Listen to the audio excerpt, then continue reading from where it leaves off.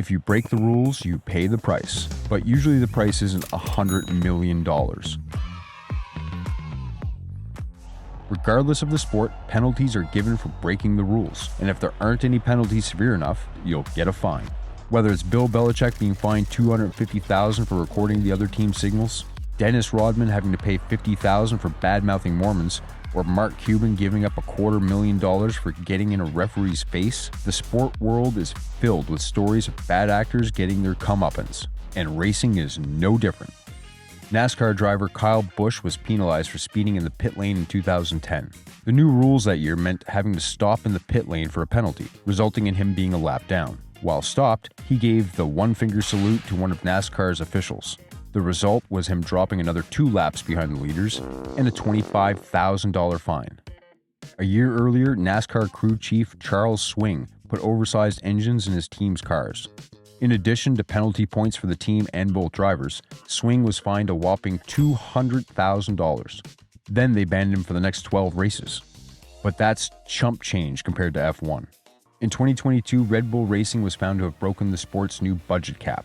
Introduced to control the spiraling costs and to help smaller teams become more competitive, F1 teams would be limited to spending just $140 million per year.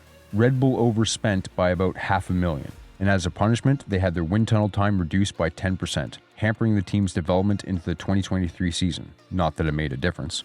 Worse still, the governing body fined them $7 million, which meant they had even less money to spend, further slowing them down. $7 million is a lot of money, but it pales in comparison to what is, unbelievably, the biggest fine in the history of sports. In the early 2000s, Ferrari's so-called Dream Team was unstoppable. Team manager Jean Todt, technical director Ross Brawn, and chief designer Rory Byrne helped create an atmosphere that propelled them to 6 consecutive Constructors' Championships, and Michael Schumacher with another 5 World Championships, making him the most successful driver of all time. At the end of 2006, Michael retired and the Dream Team split, with Todt becoming the FIA president, Byrne contracting with other teams as a consultant, and Brawn moving to Honda, which would become Brawn GP the next year. Nigel Stepney was the race technical manager responsible for the team on race weekends. After Ross Brawn left the team, he was unhappy with how the Ferrari team was shaping up and made his concerns public. Ferrari thought he was upset about being passed over for promotion, so they made him head of performance development. The end. Until a few months later, when Ferrari discovered irregularities at their factory and immediately suspended Stepney from the team. Before the 2007 Monaco Grand Prix, Ferrari was conducting an audit of their F1 factory and found that some original documents had been replaced with photocopies and others were missing entirely.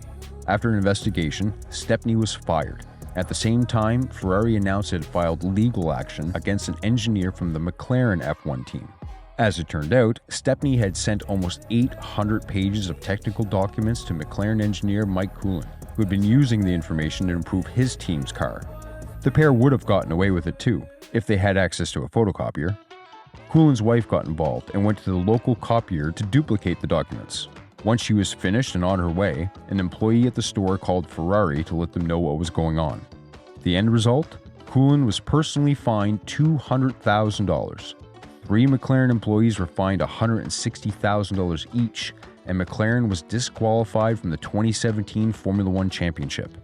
McLaren would also have to send their chassis for next season to the FIA for inspection to ensure they didn't use any of Ferrari's designs. Of course, all of this pales in comparison to what came next.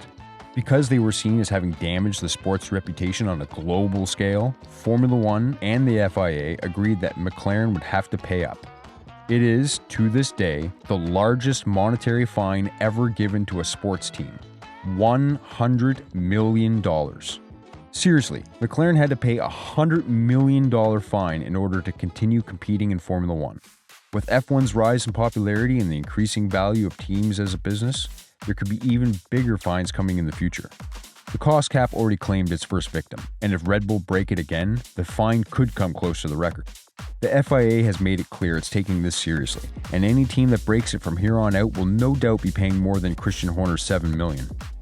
Just something to think about next time your favorite athlete gets a fine for refusing to give an interview, or for tweeting something stupid.